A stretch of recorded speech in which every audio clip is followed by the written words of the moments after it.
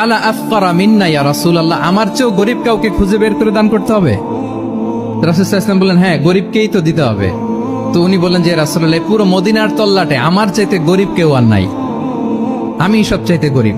ফাদাহিকা রাসূলুল্লাহ হাত্তা বাদাত আনিয়াবু।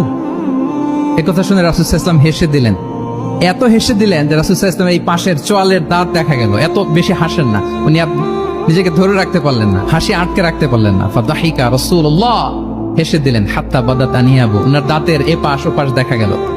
রাসূল সাল্লাল্লাহু আলাইহি ওয়াসাল্লাম বললেন, যাও, দাস মুক্তি করতে পারবো না, 2 মাস রোজাও রাখতে পারবা না, তারপরে 60 জনকে খাবারও খাওয়াতে পারবো না, এখন দিলাম চ্যারিটির 1 ঝুড়ি খেজুর, এটা গরিবদের মধ্যে দান করে দাও। তুমি বলো যে তোমার চেয়ে গরিব আর কেউ নেই, তো কি করা, যাও তুমি তোমার ফ্যামিলি নিয়ে এটা খাও, তোমার ফ্যামিলির মেম্বার্স যারা আছে এদেরকে নিয়ে এটা কি করো, খাও। দেখেন আমাদের সুবিধা অসুবিধাকে ইসলাম কতটা বিবেচনায় নেয়। আসছিল পেনাল্টি দিতে, কথা বুঝতেছেন আমার? ওই সাহাবী রাসূল সাল্লাল্লাহু আলাইহি ওয়াসাল্লামের কাছে আসছিল কি দিতে, পেনাল্টি, এখন নিয়ে গেল কি 1 ঝুড়ি। আল্লাহু আকবার পড়বেন না?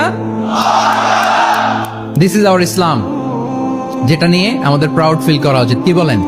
আমাদের যে ধর্ম জ্ঞানের কথা বলে, আমাদের যে ধর্ম মানবতার কথা বলে, আমাদের যে ধর্ম এমন বিধান দেয় যেটা মানতে পালন করতে আমাদের কষ্ট হয় না, বরং আমাদের সুবিধা অসুবিধা বিবেচনায় নেয়, সে ধর্ম নিয়ে, সে ইসলাম নিয়ে আমাদের প্রাউড ফিল করা উচিত কিনা বলেন?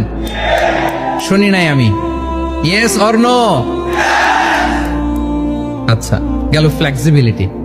আচ্ছা, অন্যের অধিকারের ব্যাপারে সচেষ্ট থাকতে বলে ইসলাম। সুবহানাল্লাহ। আল মুসলিমু মান সালিমাল মুসলিমুনা মিন বিলিসানিহি ওয়া ইয়াদিহি।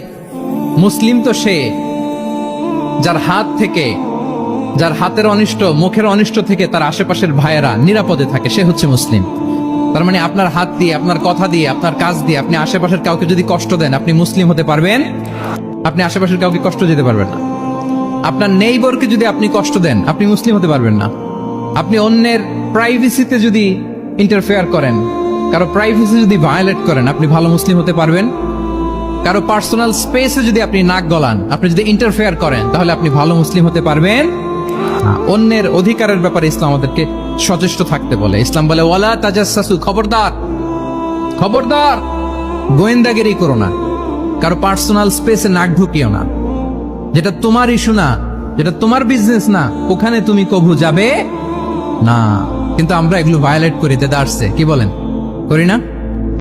অন্যের কোনো বিষয়ে আমাদের আগ্রহ থাকে বেশি, এরকম থাকে না? এনএসইউতে আলহামদুলিল্লাহ এরকম কেউ নাই, আছে এরকম?